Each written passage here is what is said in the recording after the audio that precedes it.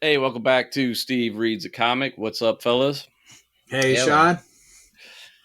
This lovely, what is this, Wednesday, April 26th, 2023. Nice spring day up here in Ohio, anyway. Is it hot down there? Month Not- away from Steve's birthday, Your birthday's before mine. but it's not exactly a month. By 3 years before. Oh, yours, you're saying precisely. Yes. Everyone that's listening can send me a gift on May 26th. Check your mail on Saturday. Then I got something coming for you. Oh, snap! Is it another awesome gift like Rob's? I hope so. Because that was brilliant, Howie. We'll have to post pictures of that. I got pictures of Rob using it. So yeah, let's.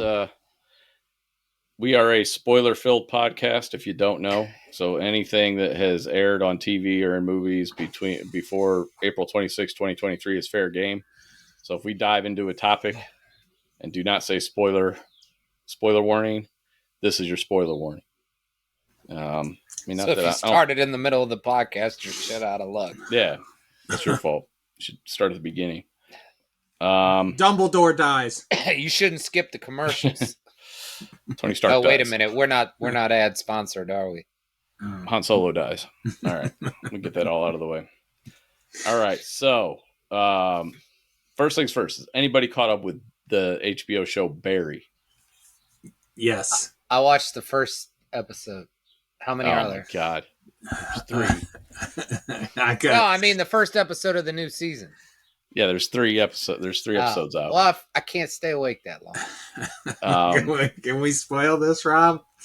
Oh, no. my God, dude. I want to talk about this so bad. Did it get really good? The scene in the jail. Is that what you want to talk about with Fred Armisen? Dude, I got tons of shit to talk about, man. About Janice's dad, Hank and Cristobal, fucking everything. This most recent episode is what that scene in the jail had me. I showed it to everyone in my house completely out of context because I was like, you've got to watch this scene. It's so fucking funny. Fucking, what is that dude's name? The one that was the nervous one. That's Fred Armisen. Armisen, that's what it is. Oh my God, dude. I can't get I can't get the look on his face out of my head, dude. Yeah. I watched it at least 4 times, no joke. It's so goddamn funny. Well, shit. I forgot about Barry. I could have been watching that. Dude, Barry, dude, I'm going to say something people might consider hyperbolic. I don't care. Barry is the best TV show of the last 10 years, probably. It's up there. It's one of the best. I'll say that. It's up there with like Veep.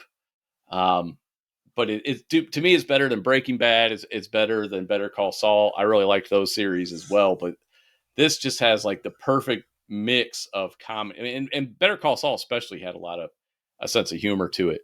But this is just genius levels of comedy mixed with drama. And brilliant camera shots too, man. There's some really good. The Dave and Buster's camera shot. Oh my God, dude. Not only was it a great shot, but it was fucking hilarious at the same time. Yeah. Rob, you got to watch this, man. You got to watch Barry. It's the best thing on TV. Tonight. It's so good. I'm caught up, except I didn't know there were that many. How did the first episode end? They were in jail, and he forgave, what's his name? Fuchs? Yeah, Fuchs. So you saw the part where the cop beat the shit out of him? Yeah. Okay. Yeah, that was a great scene, too. Oh, yeah. He freaking, he's like, the cop's being all nice and polite, and the next thing you know, whips out that nightstick. I'm like, oh, here we go. Hey, speaking of cops, I had an interaction in one of my stores this week. I guess I was sitting there counting my stales, and cop goes to go to the bathroom, use the bathroom, and he opens the door, and the guy didn't lock the door, you know?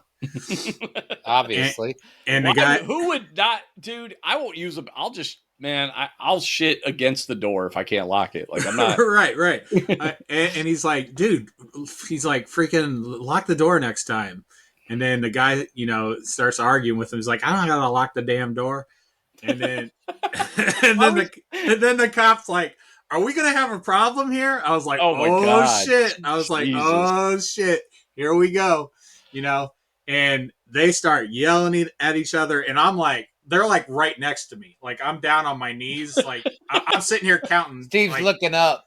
like, dude, it's a stale date, and I've got all these new chips that are going out of date. I've got like 75 of them that nobody bought. So I'm sitting there counting, and they're like right next to me, and I'm sitting there down on my knees, and like my head is like right next to the cop's gun. It's like the same level. I was like, I'm gonna go somewhere else and start working now. So they were just arguing forever. The cop was, I mean, dude, the cop's right. Like, lock the fucking door, you idiot. Yeah. But at the same time, the cop is totally being petty the whole time. Like, he's starting shit, and he's like, "Get out of the store." And the guy's like, "You can't throw me out. I didn't do anything wrong." And the guy's right. He didn't break a law or anything. Right. So the cop starts. So he goes to get permission from the store owner to throw the guy out. Jesus Christ. But the store owner, he was outside when this was happening. So the store owner walked in. He didn't even know what was going on, But of course he's going to side with the cop, Well, yeah. And but when he does that, the store owner like says, "Get out," and then the cop's like, "Bye." Like he got right up in the guy's face, like totally antagonizing him, man. Right. I was like, this is fucked up, and it's even more fucked up because it's a white cop and a black guy, So I was like, God damn, this is how shit fucking starts, man. Like, why does he have to escalate that shit? Just be like, authority. He's got authority. And that's the funny thing, dude. When I was leaving, first of all, they were screaming. Then they went outside finally, and then they were like shoving each other. I was like, oh shit. He was shoving the cop. Okay, that's dude. They were both shoving each other. Like it was fucked up. Oh, I have questions now. I have a lot of questions. But first of all, was this like an older dude? It was like it's probably in his 30s. The black guy, and the cop was probably. So this is like a younger dude. This wasn't even an older. Because younger people are typically going to lock a stall, in my opinion. You know what I mean? Old dudes, you know how you go to the fucking rec center and you go in the locker room and they're just all nude for some reason. So old dudes don't care. No, both the white guy and the black guy, they look middle aged, about the same age. Yeah, okay. Like so old enough to know not to do this. Right. However, the fact that the cop opens the door, he's like, "Well, lock the door," and the dude's like, "I don't need to lock the door. Just close the door, copper." You know what I mean? Like you don't need. There's no reason to go further from that. You just roll your eyes and be like, "Some people are crazy." Right. You know what I mean? Like you don't have to turn it into that's a bored asshole police officer. But like Rob said, he's like, "Respect my authority." You know? Right. And that's what I wanted to tell you. As I was, they had everything had calmed down outside, and they had more cops showed up or whatever. Jesus Christ. And as I'm walking out, like the cop is telling his story to the other cops, and I just hear, as I'm walking to my truck, I hear the word disrespect, and I was like, oh man, like that's what it was, dude. Like, yeah, he was disrespecting the cop, but at the same time, the cop was being petty as fuck. Like he got up in this guy's face and was like, bye. Like once the store owner told him to leave, he's like, bye. It was so juvenile, man. I was like, this is so I wanted to just get in the middle and be like, look, you should have locked the door and you're being a dickhead. So let's just call it a day. But I ain't getting in the middle of that shit. The whole thing too, this perceived, and that's such a bullshit. Like that's that toxic fucking masculinity where you don't deserve any respect just because you have a certain job. You don't. There's no blanket respect for you because you do this or that, because you're a teacher or you're a cop or you're a doctor. Because guess what? I've seen terrible, terrible versions of all those people personally, terrible doctors who have misdiagnosed me horribly and let me sit there having a heart attack for 8 hours. I have interacted with horrible teachers, on my children's behalf, who, one of which turned out to be a fucking pedophile. Another one turned, you know what I mean? Like, you don't deserve blanket respect because you got a job. That's not how it works. And just like that's the people who are attracted to being police officers typically are people who are like, I want respect. I deserve to be treated. It's like, no, you don't. Then you probably don't deserve respect. Because another way to treat that is to laugh it off and be like, what an idiot. What kind of idiot leaves the fucking bathroom door? Like, who wants that?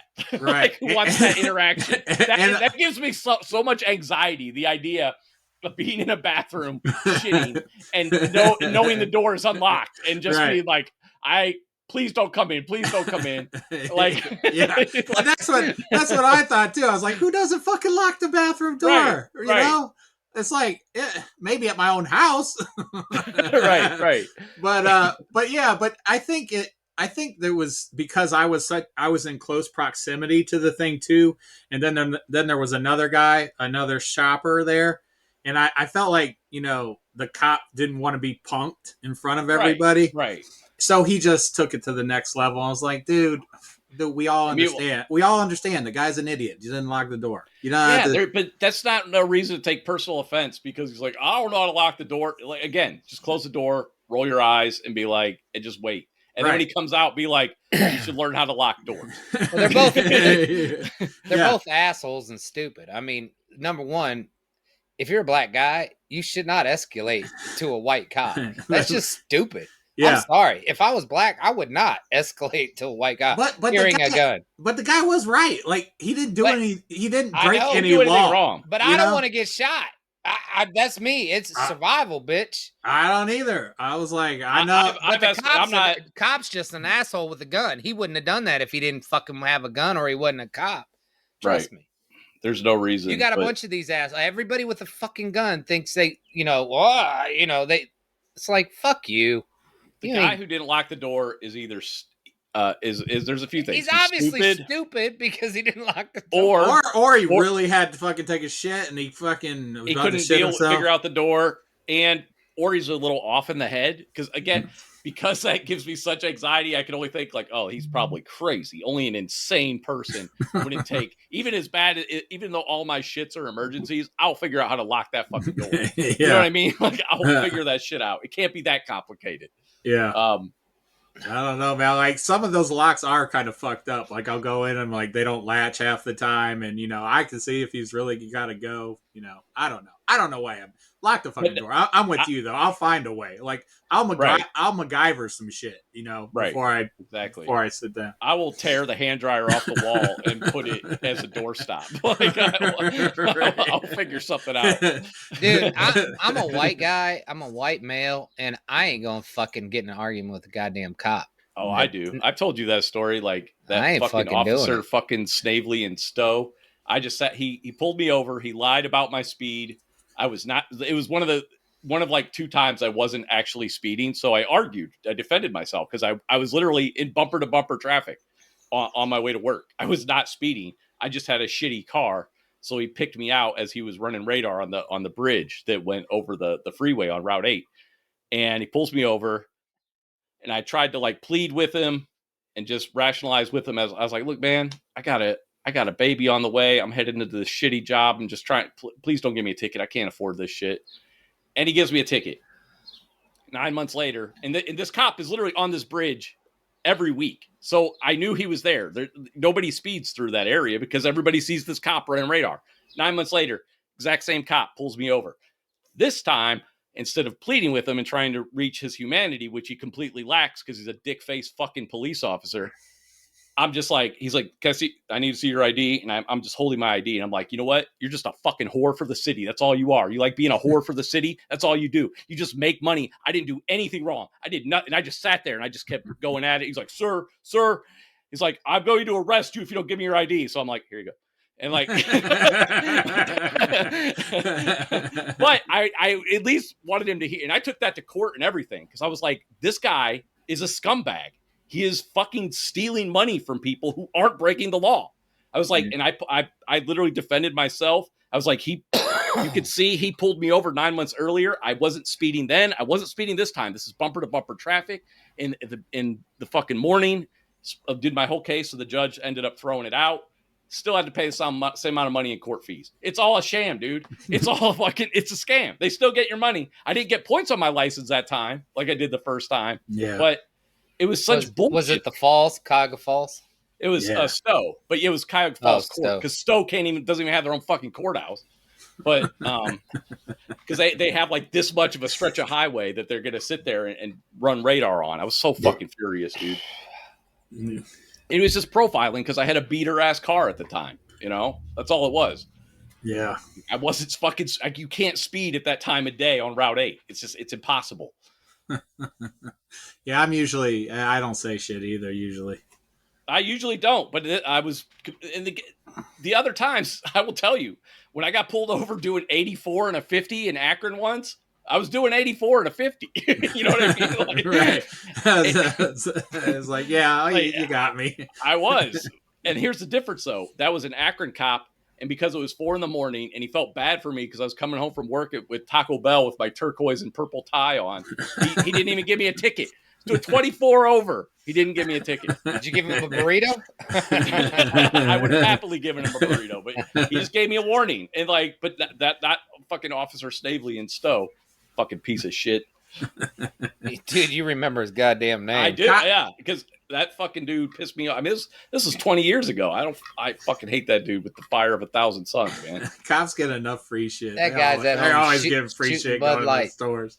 That guy, Officer Staley's at home shooting Bud Light cans. Yeah, that's exactly what he's doing. I fucking hated that dude so much. Man. He got his testimony in court was all bullshit. It was just pissed me off again. And I wasn't making any money, just trying to get by. Well, stop breaking the law, asshole. I wasn't. There's a whole systemic problem with that because all these things, they hurt the poor. I mean, it's all about, like, you know, these traffic violations. It all hurts the poor. Right. I mean, the whole concept of bail is just if you got money, you can get out. If you don't, you just circulate through the system. Like, and they say bail is so fucked up. There's a common thing, and I'm going to paraphrase it. I'm going to fuck it up. But basically, there's a meme or something I've seen that says if a punishment only punishes poor people, then it's not a punishment. You know what I mean? Like, so if you get pulled over and you get $130 ticket and you're like, oh, I make $500,000 a year, I don't fucking care. You know, then it's only designed to hurt poor people. That's what it's for. It's not about punishment, actual punishment for a crime. It's about fucking profiting off of poor people. Dude, I got 2 traffic tickets in fucking New Orleans that got mailed to me from those cameras. Jesus Christ. Yeah. And I mean, I could afford to pay it. And I don't want to bond, you know what I'm saying? I'm going to pay it, you know? But dude, I mean, it was just don't drive into Louisiana again in that vehicle. Right. That's what I would do. Shit. I would be like, that vehicle doesn't go to Louisiana again. It's so sketchy how this stuff is. Like, one was like, it said it was 20 miles an hour during this time. But I was like, I swear I read the sign, and the sign is like this big, you know, like the hours for school or whatever. So that one was like $110. I mean, it was like $200. Dude, if you're living paycheck to paycheck and you're, you know, how are you going to pay that? So then you don't pay it, and then you end up getting arrested. And it's just like, who does that hurt? It doesn't, you know what I mean? It doesn't, it's sad, man. It's sad. I got a ticket in Berea. And again, this was probably like 10 to 15 years ago, probably longer, but it's somewhere in that range. Probably about 15 years ago. I got a speeding ticket, and I was speeding. However, I wasn't speeding intentionally. It was the speed limit went from 45 to 25. Oh yeah. On a fucking incline, like I was going down a hill. And the whole time I'm so, because I was with a friend. It was my friend John. He's navigating me to go to this theater. And I think we were avoiding like construction on the freeway or something. And the whole time, because I do attract cops no matter what I'm doing, the whole time I'm like, what's the speed limit? I was very aware of the speed limit, and they had a speed trap right at the bottom of the hill. So even though I was decelerating so the actual speed limit sign was actually covered by a construction sign, and I took pictures of it and went to court on that one too. I was trap. Like, yeah, it was just a straight up trap. And like I said, I was absolutely speeding, but not I was going the speed limit of the previous area, because that's, you know what I mean. I wasn't intentionally speeding, which by this age in my life, I didn't speed anymore because I was tired of getting tickets. But again, it was just literally a speed trap. 45 to 25 going down a hill, like a pretty steep hill, you're going to get caught for speeding. And that's why they had a trap right there. It was so fucked up, man. Did you get a ticket? I mean, did you get it thrown I went to out? court.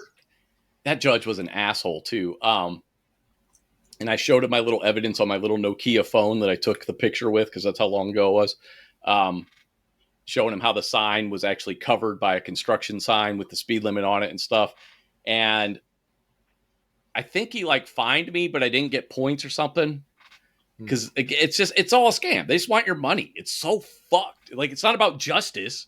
I was like, hey, I didn't intentionally do this. You know, like I always like, I'll take the points. I don't want the, like, I don't give want me the points, man. Like, let 'em at. I want my, if nothing else, I don't want my insurance to go up, because then it's just more money. And that pisses me off too. It's like, so I'm paying for insurance. I got to pay for the ticket, and you're going to raise my insurance price, but you didn't pay the ticket? Fuck you. You know, like, how is that right? How is that fair? You didn't even pay the ticket. I did. That comes back to what we always talk about. Money wins out. Yeah, it's just greed, man. Yeah. Wish I had more money. That'd be nice. That's what you guys all see about. Let's get back to something comic related. Did you guys see the new Flash trailer? Yes. Dude, my buddy told me at work today. He's like, dude, did you see this? I was like, no, I didn't even know it was out. There's a new one? Yeah. Yeah, dude, it came out yesterday. It looks great, looks sick, man. dude. It looks so sick. Good. They show more. Stoked. They show more Batman. They show more Flash. They show more Supergirl. I saw a headline that said this is the best superhero movie yet. Oh man, it looks fantastic. Watch that trailer when we get done, Rob. What did Michael Keaton say? It was that famous line, something about nuts? You want to get nuts? You want to get nuts? Let's get nuts. Yeah. Yeah. So I can't wait, man. Action looks sick. Dude, it looks good. It's so funny that this movie, and I don't know if it's actually going to be good. It looks good in the trailer though, so that's a good sign. But they finally get it right just as they phase out the DC universe. They finally get one that's like, oh, this is going to make the Snyder Bros happy. It's going to make the people who like good cinema happy. Like, and they're like, no. I hope it's not a mirage, dude. I hope we actually get a quality script, you know? Dude, it looks good, man. It does. It looks, they're taking the Flash, this version of the Flash that we don't really care for, and making him likable. So that's a huge step, you know? Yeah. Like, that's a big deal to me that they're doing that, and they're capable of doing that. And that's all it takes. Good writing, good directing. And you can have make your character that most people didn't like, all of a sudden is very likable. Is he out of hot water with his drunkenness? I have no idea. He's in no clue. What about Jonathan Majors? Is he? I keep hearing like he's been recast. Is that true or not? I don't know if he's been recast, but I know all not his official. Yeah, all his talent. Everybody who like represents him has dropped him pretty much. Oof. I think they should cast Terrence Howard as Kang. That'd be great. Bringing it back around. I don't think he's going back to the MCU. he was not not money, man. It's all about money. I was gonna say that's what he didn't. He said they lowballed him. That's why he didn't come back. Yeah, back then. Look, they threw money at Harrison Ford. He's in the MCU. Yep. And he showed up for the final Star Wars of that trilogy that everybody said like, oh, he didn't want to do anymore. And then he shows up in Rise of Skywalker. I was like, yeah, just give him money. He'll show up. That's all you got to do. Money wins out. Money wins out. And what's crazy about that is Harrison Ford does not need any more money. He's 103. He's got to buy another airplane, man. He's got to buy another Cessna. He's making money off of Star Wars still. I think he got a percentage of Star Wars. I'm not sure. So that alone, he's doing all right. He's doing A-okay. All right. I got a little message that said reconnected. Did anybody lose? We still good? No, you're fine. Okay. You see the timer up above there? Yeah.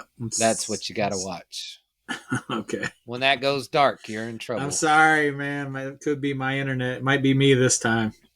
I get that every once in a while, like just a quick disconnect for a second, but it doesn't. As long as it doesn't stop the podcast and upload everything, then we're fine. It's usually just a second because I'm on Wi-Fi, so I'm guessing that's why it happens sometimes.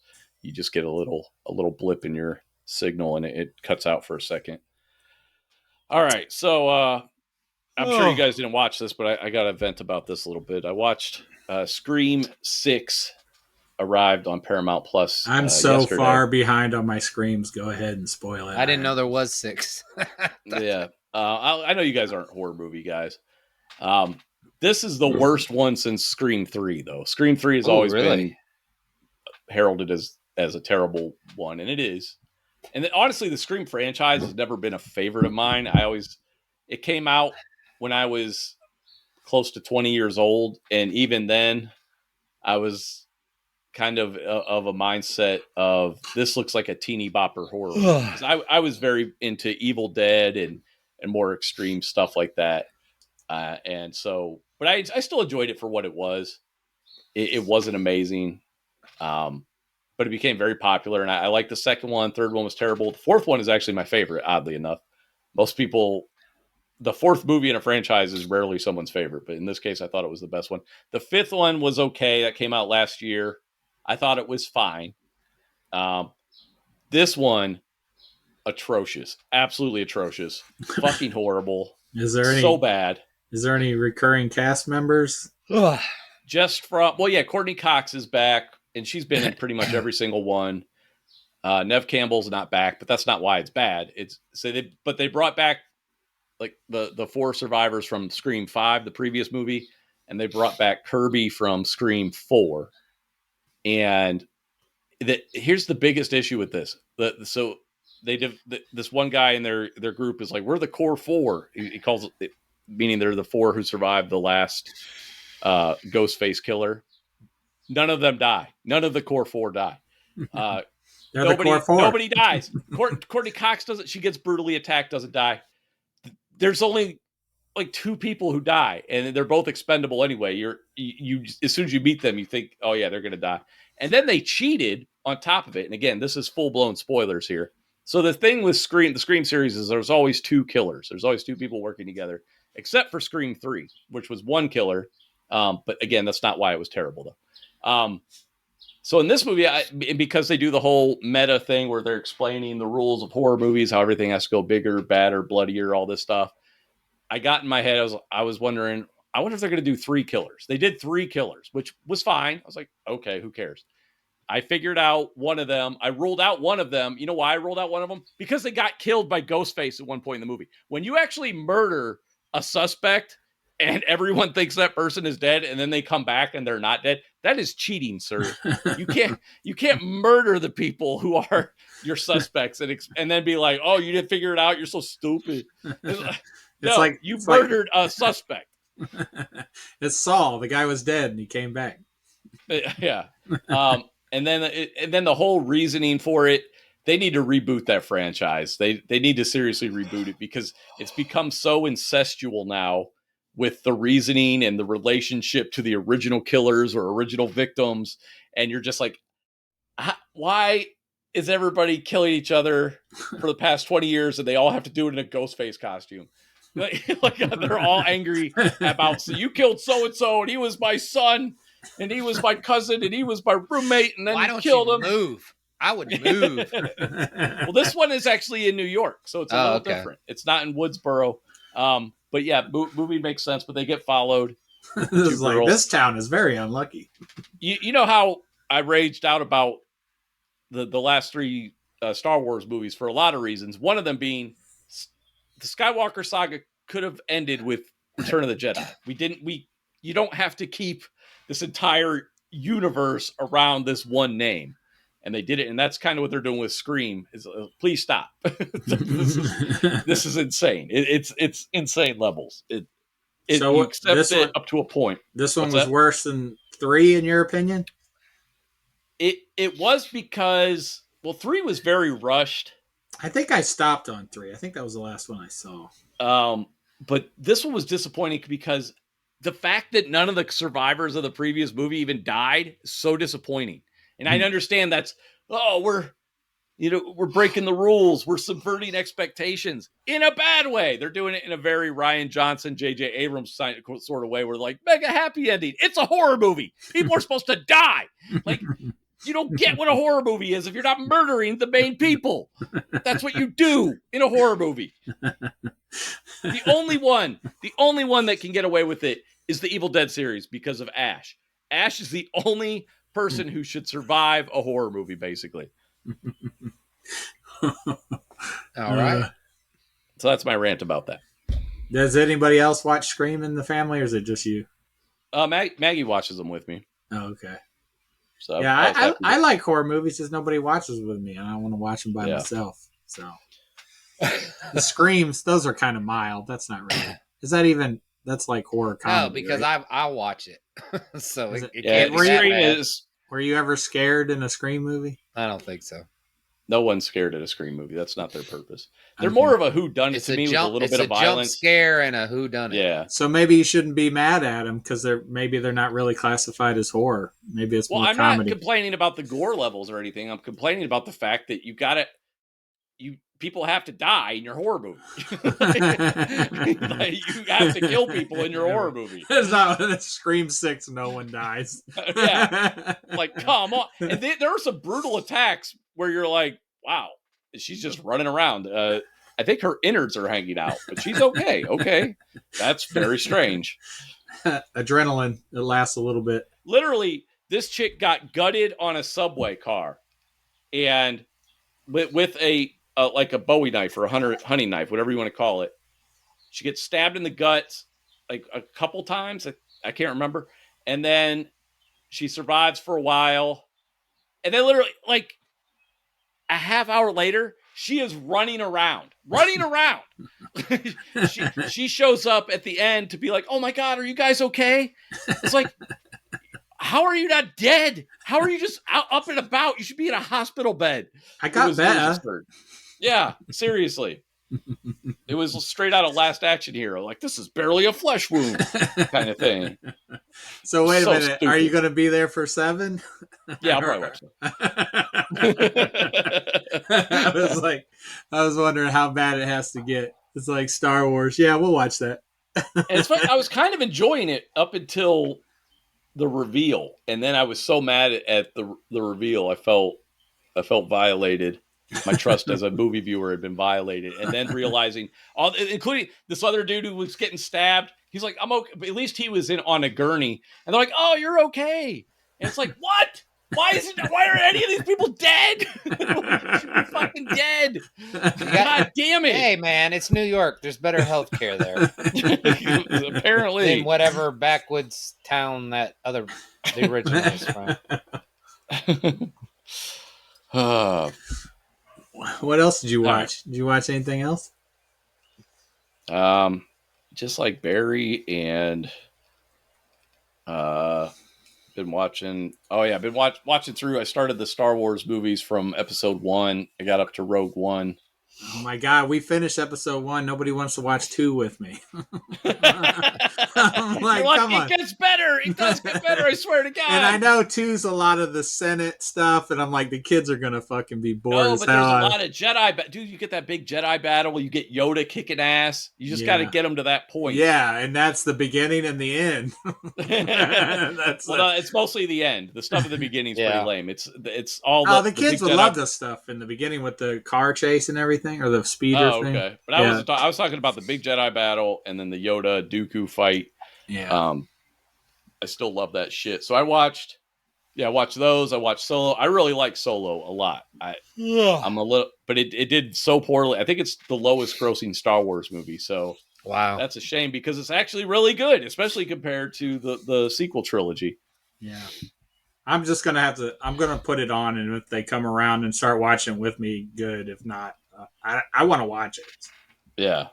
So I'm like in the middle. I had to stop watching Rogue One, so I haven't got back to it yet, but I'm going to. And I'm going to watch the sequels again, finally. When I how Rogue One ends, don't you?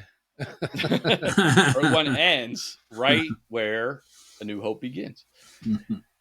So I'll never forget when that lady's like, is there a post-credit scene? It's like, Yeah, it's Are you called A New Hope. serious? Yeah. I remember I was like, yeah, it's called. I was literally I leaned over to Logan or whoever. I was like, yeah, it's called A New Hope.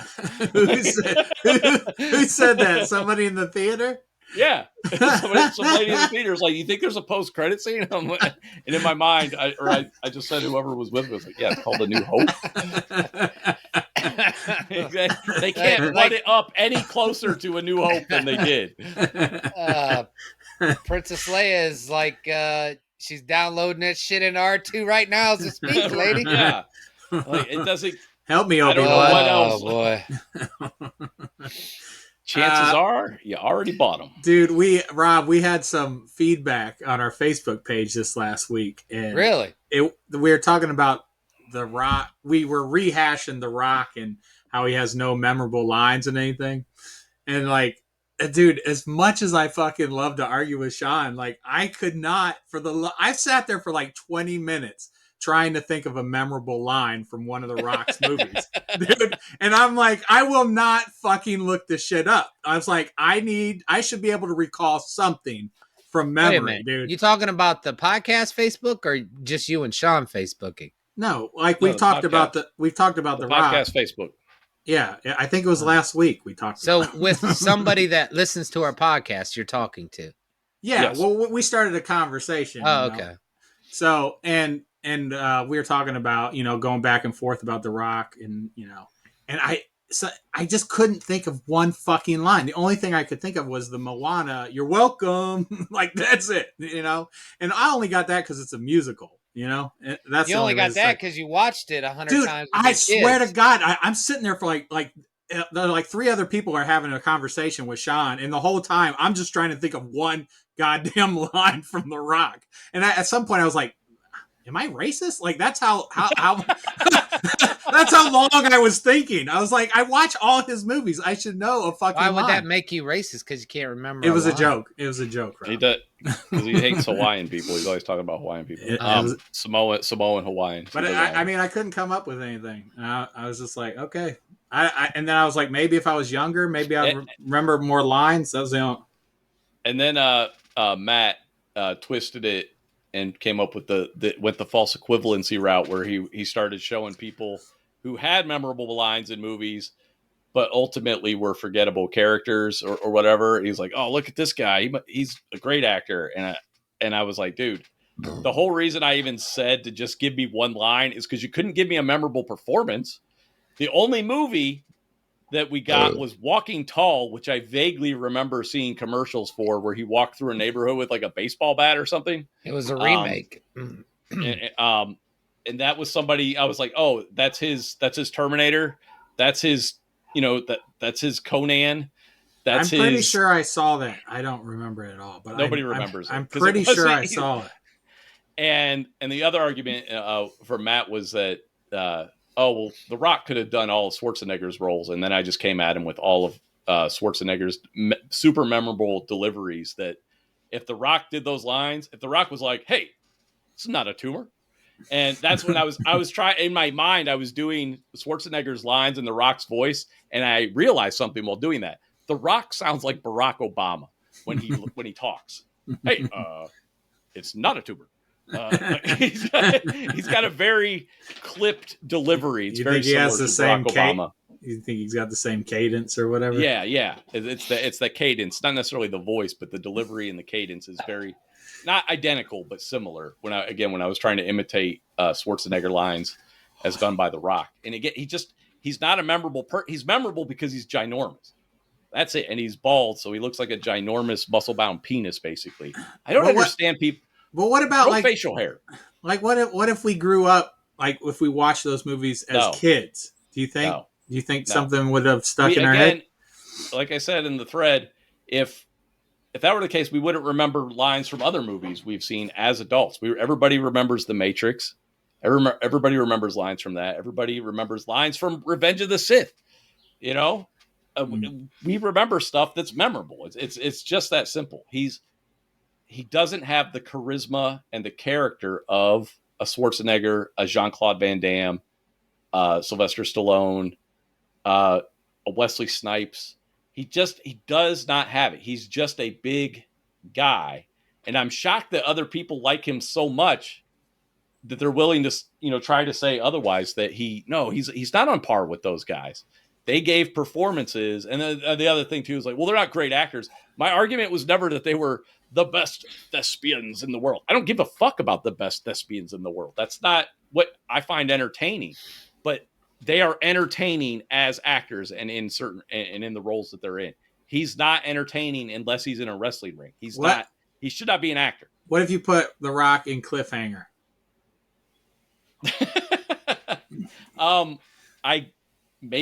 I don't know. Yeah, Cliffhanger wasn't even Schwarzenegger's best movie. I mean, that's not like really wasn't. No, it was Stallone. I mean, I meant Stallone. Definitely, it's probably Schwarzenegger's worst movie.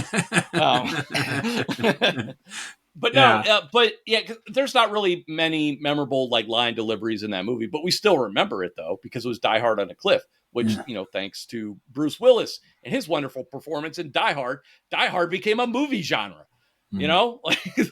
That's. But The Rock's not there. All evidence to the contrary.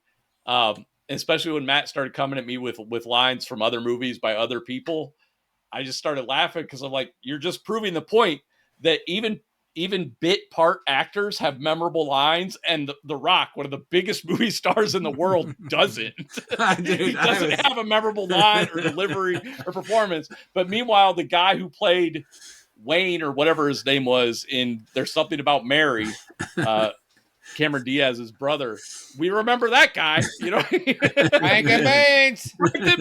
Exactly. We remember that guy. But we don't remember The Rock. Dude, I just thought it was funny because I literally sat there for like, I'm not even joking, it was like 20 minutes. I'm just trying to recall one shred of a memory, of a performance that stuck out, a line delivery. I got nothing. Look, he's a muscle brow. He's a muscle bound eyebrow. The Rock. I don't either. None of his movies are that good. I watched all of it. My whole point. I'll watch them. I've watched almost all of them. I watched Walking Tall when it came out. Not Walking Tall. What was the first? The Rundown. That was like the first one I saw that I remember. I think I own everything but Walking Tall. It's not that they're just not great movies. They're mediocre as fuck. Yeah. They are mediocre to bad. None of them are great. They're never in the zeitgeist. There's rarely, when you look up memes of The Rock, they're almost all from his wrestling days, and they're all him doing an eyebrow. He's a muscle-bound eyebrow. That's who he is. That's his whole personality.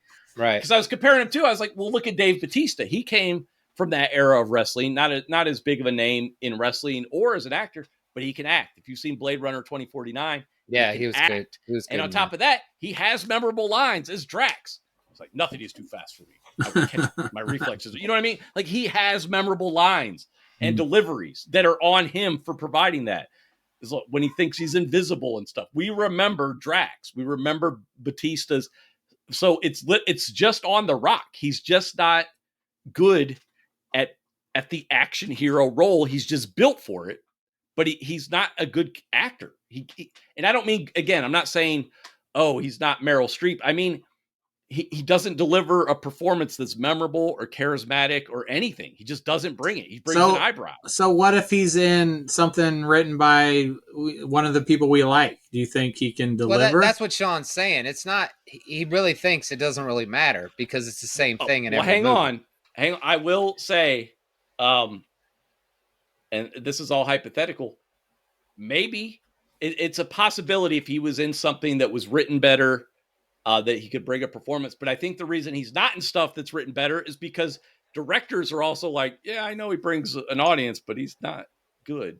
He's one of the few people who's not in the Marvel universe. Almost everybody in Hollywood, again, Harrison Ford, like everybody is ending up in the Marvel universe, and somehow The Rock, they have nothing for him. Well, that's because if you want to be in movies, you're going to have to be in the Marvel universe. But somehow he's not there. Yeah, I don't know. I just thought that was funny. And we got some feedback, which was awesome. Thank you, listeners, for adding some thoughts. I did like the fact that it just kind of reinforced everything I was saying. That every response was just very tepid. Dude, I wanted to shut you down so bad, and I'm like, he's right. Like, I got nothing, man. And like, I don't hate The Rock. I genuinely don't. I hate the fact that he's worshipped as this amazing movie star and that he does have box office clout based on nothing, based on just being muscle bound. I don't worship the guy, but I thought I could at least be an advocate for him with all the movies I've seen. You know, I was like, yeah, I gotta have something good to say. And then when he does have creative control, like Black Adam, it's fucking even worse when he has creative control. Wait, did you see it? I watched the first 10 minutes. You can't comment on that shit. No, it was awful. It got better. It got better. I don't think it did. No, it really did. It was all right. I like Pierce Brosnan. It was good to see him. It was all right. You should watch it. Yeah, it kind of fit with. It was better. I don't know if it was better than Aquaman. Yeah, it was better than Aquaman. Yeah, it was better than Aquaman. So I don't know what to tell you. Yeah. Fucking sandpaper dildo is better than Aquaman. That's putting it pretty low. But, oh man, are they coming? Are they making another Aquaman movie too? Is there another? Comes out in December. Oh my god, is this Aquaman 2 or 3? Yes. What are we up to? It's just 2. I was just thinking about memorable lines and something I just saw in Barry.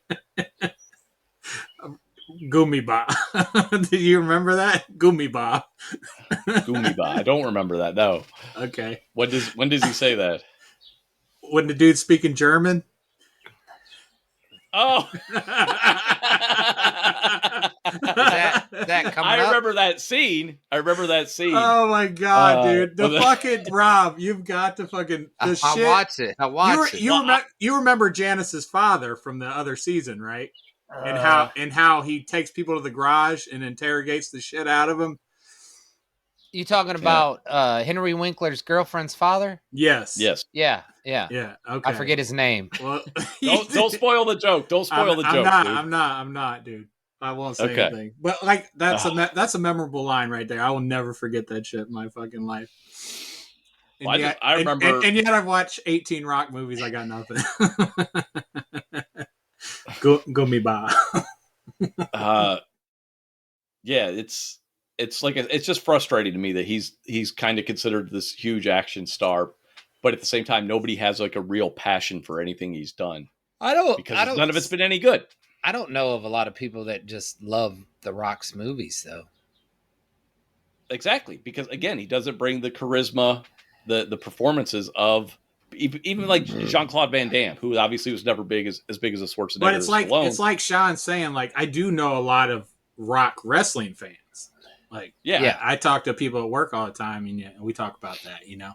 But you're right. Like, when it comes to movies, like, nobody's really saying anything. And I think what I'm actually getting at too is the fact that he was given so much creative control over Black Adam, only for it to bomb.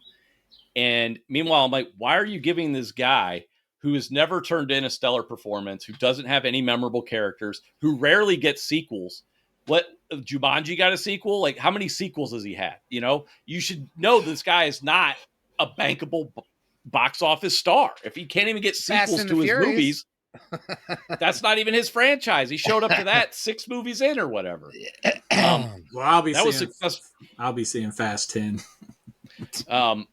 But Jumanji is like the only one. Well, I guess you could say Fast Furious, but that is definitely an ensemble cast, and he was not responsible for that movie. He came in late on that one. But is there a whatever that Hobbs and Shaw, Stubbs and Hobbs, whatever it's called? Is that getting a sequel? Did anybody care about that? No.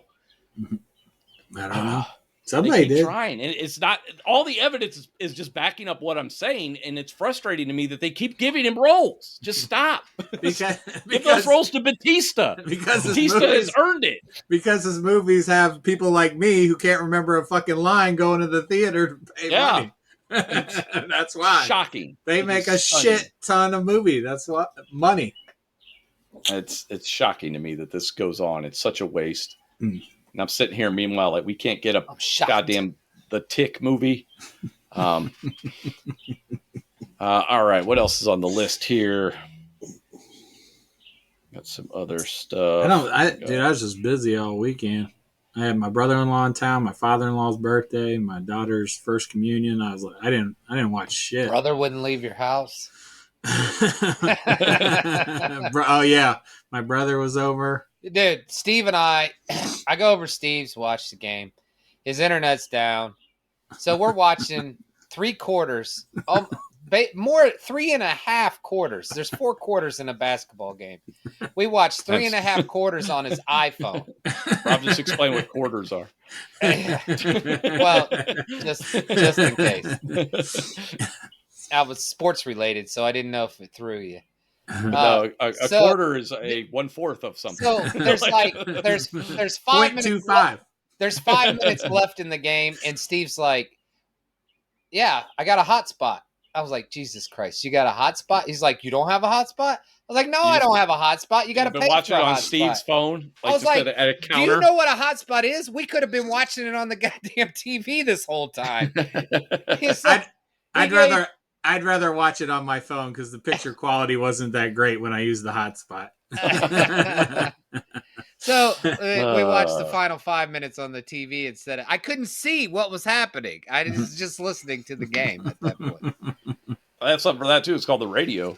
Dude, I don't know what happened. I thought I used to be good with electronics, and I thought I knew how to do stuff. I had no idea. I was like, hotspot? Rob, tell me about this hotspot. He's like, you can watch you can put it to your TV. I was like, God damn. My brother-in-law said something about that too, and I was like, surely that can't support a 4K 85-inch TV. Like it's not. It doesn't matter how big it is. It has nothing to do with it. Yeah. So we hooked it up to the TV, and I mean, your picture quality will be affected, but it'll still display. It was still plenty good enough to Well, view. It's only because wherever you live, like just outside city limits, you have no bars and you have no internet. Like you're duped, man. I don't know what to tell you. I had to look up the difference between a router and a modem before I talked to Comcast the other day. I was like, I thought I knew what these were, and I totally forgot. You have a router and a modem. The modem is what allows you. Yeah, I got it. Okay. You don't have to explain it. It's boring. Good. It's boring. My modem has a router built in, but I don't use that router. I have an external router because the internal router is garbage. So I use a better one. You got a high-powered router? Yeah. Well, it was at the time. It's 3 years old now, so it's garbage. But I just I thought I was more. Dude, they got routers now that look like little fucking what do you call those things that fly in the air?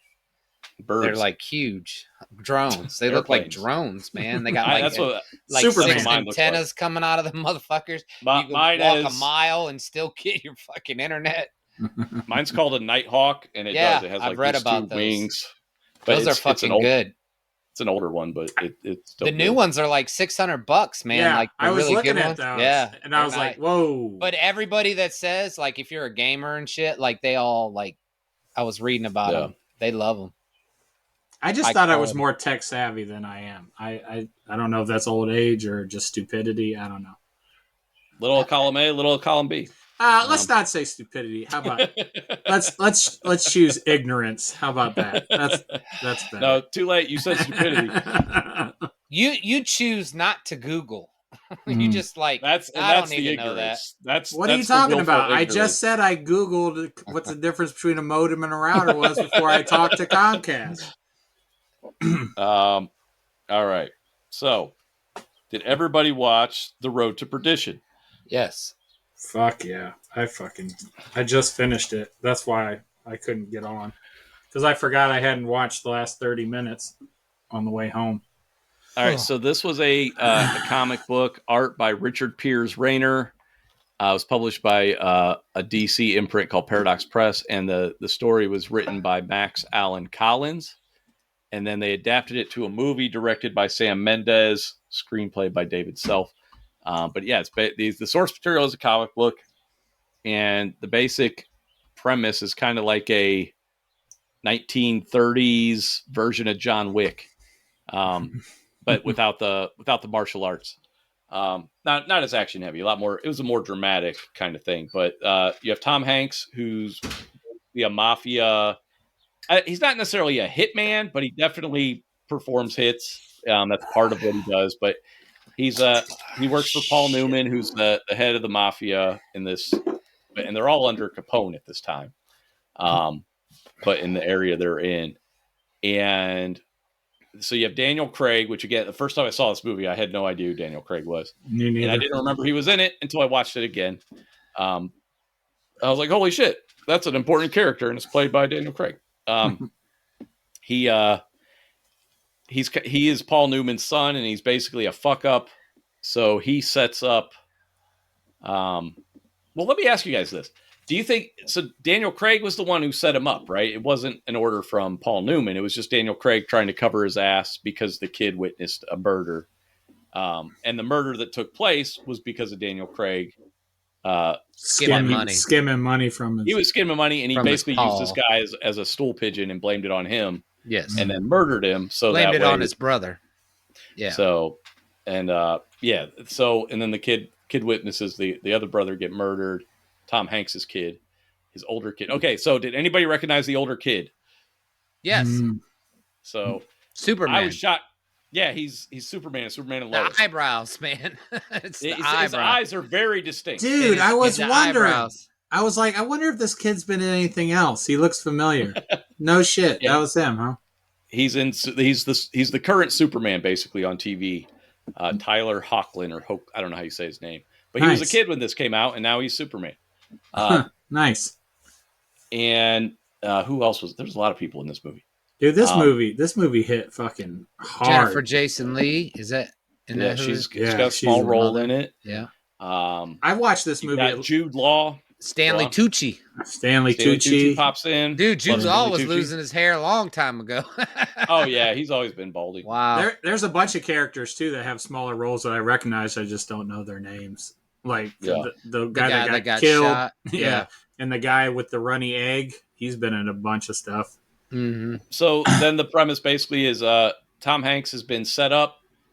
Daniel Craig goes to kill his wife and kids and stuff, but he ends up just killing the wife and the younger kid, and not even the kid who witnessed the murder. So Tom Hanks goes on the run, kind of, but he also sets out for revenge because they killed his wife and kid. And it's this whole story, and it's very dramatic. Got a definitely kind of a melancholy tone to it, and color palette and everything. It's all very fitting. I really enjoyed this movie overall. I enjoyed it when I saw it the first time. Is this the movie you thought it was, Rob? Had you seen it before? Mm-hmm. And did you like it this time or no? Yeah, it's okay. I mean, I didn't love it. It was a good movie. It's very well acted. I mean, anything Paul Newman and freaking Tom Hanks is in. Dude, I had the opposite effect of Rob. Like, I fucking love this movie. I didn't fucking love it. I watched it at least 2 times when I was younger, you know. And like Sean said, like, I don't remember Daniel Craig or any of the characters like that. And I pretty much remember everything. I remember that Tom Hanks got killed in the end and all that. But man, it just hit so much harder this time watching it. Like, especially now that I have a family. I was going to say, you have a goddamn family now. Seeing family members get murdered, dude, and having the little kid watch, or not watch, but know what's happening. Like, dude, that was fucking brutal. And then, dude, at the end when Tom Hanks gets killed and he said, you know, Tom Hanks gets shot by the guy. And Jude Law is hired to kill him. He's an assassin. Right. And the kid, the oldest kid that's left, goes to kill Jude Law, and Tom Hanks is shot. But he knows he ends up shooting Jude Law because he doesn't want his son to have to kill someone. His son was pointing a gun at his dad's killer, basically. Yeah, dude. And I was like, dude, what he did for the kid. He didn't want his son becoming him. Yeah, I just watched it like 10 minutes before we started this podcast, and I was crying at the end. I was like, dude, the ending when he pulls up to the family with the dog and everything, that got me. That hit me for some reason. Yeah, hit me pretty hard. When he comes out with the dog and everything, that was my gosh, man. This movie hit so much harder this time. They made it a point that the couple that helped them. She said, I don't know if you remember. She said, we waited too long to have kids. Yeah. Mm-hmm. So they were happy to welcome him back. Yeah. But yeah, I think this is a solid movie. Again, it's mostly dramatic. It's not really an action movie. I know I said it was kind of like John Wick, but it's more thematically like John Wick. Dude, how great was the shootout in the streets? Oh, dude. Where like he comes out, he's got to kill Paul Newman. He's like the head of the Right. mafia ring or whatever. And he went to him first. He went to him to plead his case and right. say, give up your son or whatever. Right. Your son killed my family. Give up your son. And of course, Paul Newman's like, I can't give up my son, you know. But right. Very John Wick. Yeah. But he looks at, at the same time, he looks at Tom Hanks as the son he wish he would have had, you know. Right. Yeah. So obviously he can't give up his son. So Tom Hanks is like, all right, man, I got to do what I got to do. So they have a scene. They have a scene where Paul Newman goes out in the street with a bunch of his hired guns around him as security, and it's a scene where it's raining, it's coming down, you get the water dripping off those 1930 hats and everything. I love it. And Tom Hanks comes out of the shadows. And you don't see him at first. You just see gunfire, you know, and he's just mowing everybody else around Paul Newman. You know, he's saving Paul Newman for last. And then he comes up, you know, make sure Paul Newman turns around so he can see him before look him in the eyes when he shoots him. And Paul Newman says, like, I'm glad it was you. You know, I was like, God damn, what a great scene. Well, the irony is that Paul Newman's not giving up his son, protecting his son, and so is Tom Hanks. They're both protecting their sons. Right, so because that's what you do. They have an understanding that this is what you got to do. We're both protecting our sons, you know. So yeah, but if anybody was going to give up his son, it should have been Paul Newman. Like that guy was a dickhead. like the guy in John Wick. Eventually, he's like, "All right, here he is. Here's where he is." He's like, "Fine, I don't want to die." Back to that shootout, real quick. Something I really enjoyed was it was just a musical score when all the henchmen were getting mowed down. It was just music. And you didn't actually hear the gunfire, the Tommy gunfire, until he shot Paul Newman. Then there was no score. It was just the gun going off. Well, there was no sound. There was no exactly. Sound at all. Exactly. I thought the score. And I thought that was a perfect choice. Yeah. I thought it was great. That's really? Sam Mendes there. Yeah. And can we bring back Tommy guns? Like, I miss Tommy guns so much, dude. I love Tommy guns. I wish Warren Beatty would fucking let people. Apparently he owns the cinematic rights to Dick Tracy, so he needs to sell that shit. I would love to see another Dick Tracy done with like big budget nowadays. You know, yeah, I would love to see that shit. And I liked the original one. It's not a great movie, but I like it a lot. It's enjoyable for what it is. And I like more like the production and production design of the movie. And costume design more than the anything coloring, else. The cinematography in that was really. And then, and like Steve said, though, the Tommy gun is just cool looking. This movie was solid straight from start to finish, man. I really enjoyed it. I've got to revisit some movies now that I'm older, man. Because I like it. Yes. I swear, because I remember seeing this movie at least twice, you know, because I would just watch movies. That's what I did, you know. Yeah. But I was young. I didn't have any life experience really, and it was so much better this time. It's a good flick, man. It's one of those underrated movies people rarely mention because Tom Hanks has such a huge catalog of good movies. This one kind of you don't hear it mentioned. You know, he's got fucking Forrest Gump and you know all this other stuff that he's been in. So this one isn't one that people bring up a lot. It wasn't a big hit either, but it's a quality fucking flick, dude. It is worth watching. And it moved for as long as it is and it's kind of it feels slow, but it's not slow. I mean, because you know it's mostly drama based. Everybody talks real quiet. It's not some action heavy movie, but it still moves. Like that 2 hours goes by faster than it actually seems. Yeah. Or it seems to go by faster than it is what I should say. I didn't have enough time, but I wanted to start reading some of the comic before I watched or after I watched I've never read any of the comics. This wasn't like I probably didn't even know it was a comic based movie till the opening credits of the movie or something. It was just kind of one of those things when I saw that where I was probably just like, oh, that's interesting. And I never investigated it further though. So I have no idea how good the I'm curious. Is it a shorter story, like it wraps up just like the movie, or does it continue on with different characters and stuff? So, you should investigate that and get back to us next week. I am. And then Steve's like, I forgot. Right after I watch what is it? 30 Rock, Purple Rain. You had Purple Rain on your TV the other day. I was supposed to finish it. I haven't done it yet. Why are you watching Purple Rain? It's really because I never seen it, so I want to watch it. Oh, that's a good reason. Yeah. Road to Perdition. Check it out. Underrated Tom Hanks flick that's a little over 20 years old at this point. Holds up great, in my opinion. When you set something in the 30s and it feels like the 30s, even though it was made in 2002, you've done a great job. Yeah, I was like, I don't know what they had invented in the 30s, but I was like, there was like early in one of the scenes there was a flashlight. I was like, they had flashlights in the 30s. It's like they had cars in the 30s.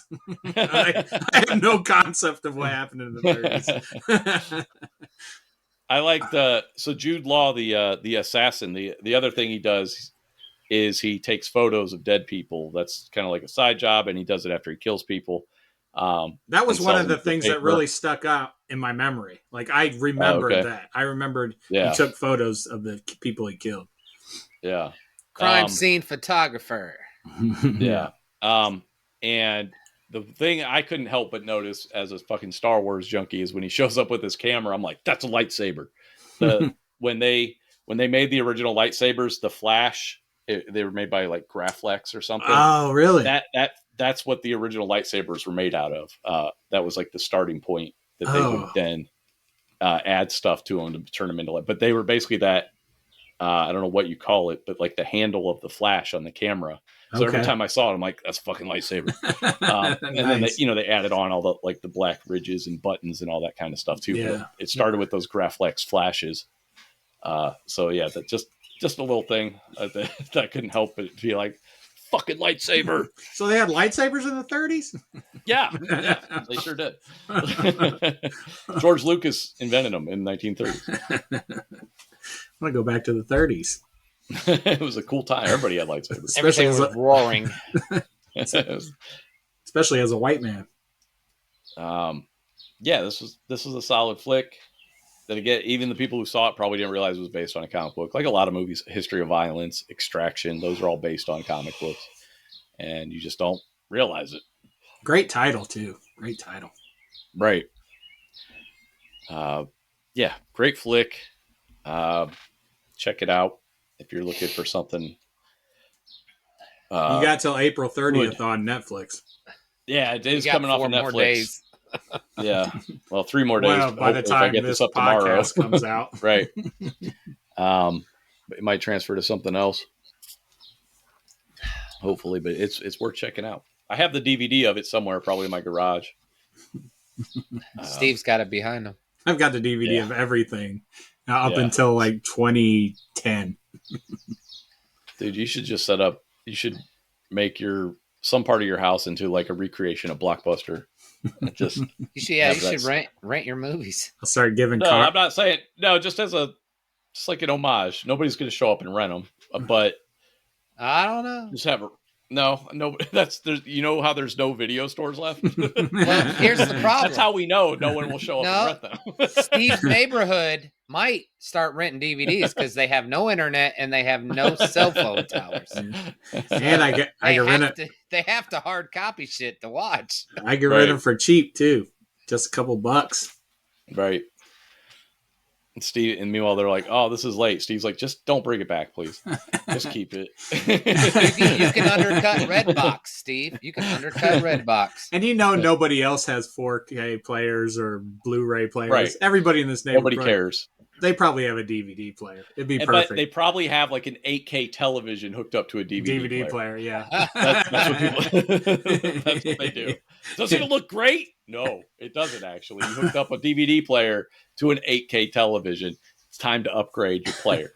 That's an important part of the equation. It's not just about the screen. Yeah. Well, at least I can make money. That's something. Good idea, Rob. Anyway, I was just thinking that I saw somebody on YouTube. He turned his basement into a video store, and not to rent. He just has it set up like a video store. It has aisles and it has all the stuff. And the I think I don't know if it's Blockbuster themed or Family Video or what, but he's got like the cases and everything behind the DVDs. And I'm good. He wouldn't have any room if he turned all his discs this way. Right. Yeah. I wouldn't have room for all the fucking shit I ordered that He's I don't already remember what I ordered. He's wondering why he doesn't have any air conditioning working up there because he's got his return blocked from all his DVDs. No, I cut a hole in the shelves. Oh, did you? To fit the return. I do miss, it's weird because obviously I love the convenience of streaming and downloading, but I do buy physical media, 4K stuff, and still Blu-rays of stuff that isn't in 4K. But there was something really fun about going to the video store, and especially going with somebody, because I used to go by myself all the time too, looking for stuff, but going with somebody and really trying to narrow down what 2 or 3 movies you're going to get and trying to convince the other person why your pick is better than their pick.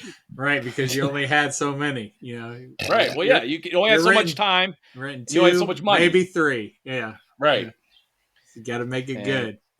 I'd be like, Sean, have you heard of this character or this actor named The Rock? There's a whole thing too. When a new release would come out, you'd try to get there early because even though they had 100 copies of it, they would all get rented out, and you wanted to be one of the people to get the new release. You know? Yeah. And it was never there. I'm like, fuck. So I always be checking that pile to see if somebody returned it. Yeah, waiting by the thing. Could you get those out of the bin? They just dropped. Somebody just dropped off 3 movies. They look like they rented True Lies. You know, the freaking person working there was always rolling their eyes because they got that question all the time. Oh yeah, and I would do that shit too. But it's funny now because, dude, we have so much choice when it comes to streaming, and then I'm just like, I think I'll just watch Empire Strikes Back. We have all these movies, and I'm just rewatching the same shit. Yeah. All this new shit coming out all the time, and I end up just rewatching like the same 6 movies over and over. I'm the same way. If you wouldn't tell me to watch something every week or every 2 weeks on this podcast, I just watched Marvel movies over and over again. All right. Anything else you guys want to do before we wrap up here? You have to tell us what we're reading. That is true. But anything else? Nope. Just I almost got shot in one of my stores. That was the only thing I had. Wait, on top of your incident, but no. Just, things could have gone south. More south. All right. All right. I'll give you guys 2 options: Hellboy or Star Wars. Ooh, that Star Wars was really bad last time we read it. What did we read last time? I don't remember. It was something with... the last one we did was the Rebels character. That. Oh, Kanan, the Kanan Jars? Yeah. That wasn't too bad. I'll go Hellboy. The Star Wars before that was bad. Rob, what's your pick? Star Wars. Oh, it's on me. Tiebreaker vote. Which one's on my DC or my Marvel? Wait. Can you tell us what Star Wars and what Hellboy? All right. Hellboy is a story called The Crooked Man. It's actually the source material for the upcoming Hellboy movie. Star Wars is from what they call Star Wars Legends now. It was one of the first comics they published back when Dark Horse Comics got the license in the 90s, like before Phantom Menace, but, well after Jedi, when they started continuing the stories in comics and books and everything. It's a story called Star Wars Dark Empire. It is basically a story of what happened after Return of the Jedi. Oh, I want that. I switch. So you want to do Star Wars Dark Empire? Yeah. All right. So Star Wars Dark Empire is on Marvel Unlimited. So just type that There's in. There's no source material to go off of. What are you talking about? No source material in the Star Wars universe. So yeah, Star Wars Dark Empire. I think it's like a 6-issue series. And what's it on? Cosmetology? No, it's on Marvel Unlimited. Oh shit! I get to use my subscription. Yes. Huzzah! So yeah, Star Wars Dark Empire. I think it's the first Star Wars comic books I read.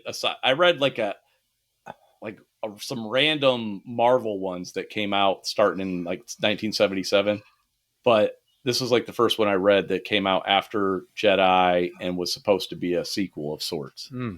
Dude, I had to cancel my comics coming in every month to I'm about to do that too. I was just talking to Maggie. I was like, I haven't even read them. I feel like since we have the podcast like that, I shouldn't have done that. But I mean, I got to be honest with myself. I don't ever read them when they come in. I read them online, Yeah, because I do the same thing. I don't want to touch them. I don't want to fuck them up or anything. So I'm less worried about that, but also I'm always behind because I let myself get behind. And then by the time I get to them, they are on the app. So I just read them on the app. It's just easier. Right. Same here. So I was literally just telling Maggie today, I was like, I think I want to let this Punisher 12 issue series wrap up. And then, because I'm probably just going to sell it after there, because I'm paring down comics still, trying to just get down to stuff I really like that's collectible. And I have something like, I don't even know how many thousands of comics. It's a ridiculous amount. And they're just up in the attic. They're not, there's no reason for it, basically. I'm not going back and pulling them out and rereading them. I know. I just feel sad, though. Like, I feel like I want to support that medium, Right. Well, you got to, that's the thing, too, is if I'm going to do, I told her, I was like, I think I just want to get down to maybe 2 comics, and maybe I'll actually read them if there's only like 2. And I need to pick 2 series that I'm actually going to read, like The Goon or something that, you do get a little bored with comics because it is the same story over and over, so to speak. And it's rare that you get a breakout story like a Civil War or those great Punisher stories or Dark Knight Returns. You don't really get great stories like that in your monthly comics. It's rare. It happens. It absolutely happens. Winter Soldier, that came out of monthly comics. Not everything is a mini series. They're just few and far between. Yeah, they're not. Not every month. You're not getting gold every month. Unfortunately, that's just the reality. Gold, and usually the only ones worth anything are the number ones anyway. Well, there's other things too. Significant first appearances and stuff. So there's other key comics, typically related to first appearances of characters, not necessarily number ones. But yeah. No, I feel that. And that's the thing too, though, is I always do that though. And that's what you'll learn. You're still relatively new to comics. You will cancel your subs. And then in a few months, you'll be like, oh fuck, I want to read this. And you'll resubscribe. And that's the cycle, man. It's rare that people are just like, oh yeah, I've been reading Superman since 93. I have every issue. It's like, holy fuck, you know? And that's why I like that website, Things from Another World, that you recommended. Like, I can just order 2 or 3. I don't have to have at least 10 for them to send me something, Right, exactly. Which is nice. So, but again, it's part of the cycle. And again, you'll come back. You will. I'd be surprised if you didn't come back and start reading something. Maybe come back. The only one I was really worried about was I want to support Keanu Reeves, and I stopped my Berserker, so I'm just going to head down. I'm just going to head down to the store and buy them. Yeah. And now you're supporting a local store too. Yeah.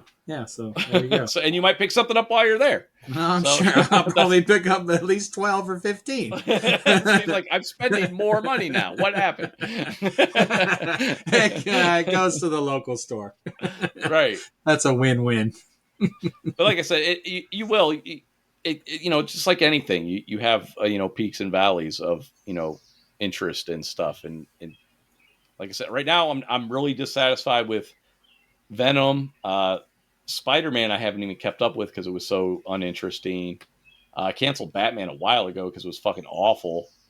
What else am I subscribed? I got that Punisher story that I'm literally only sticking it out because it's a 12-issue run, and I just want to get all 12 issues and then probably sell it.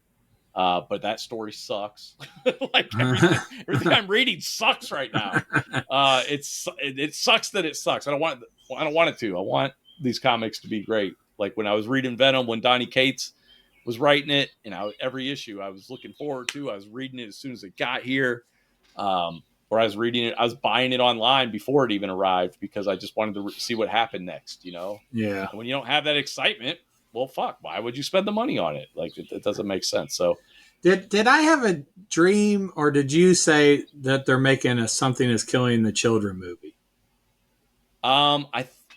I think they're making a TV series out of it or something. I Oh, think I read okay. that a while ago. Maybe that was it. That they sold the rights to a streamer potentially. You have to double check me on that, but I did read something about that. Okay. That's been optioned for a movie or series, preferably a series in my opinion.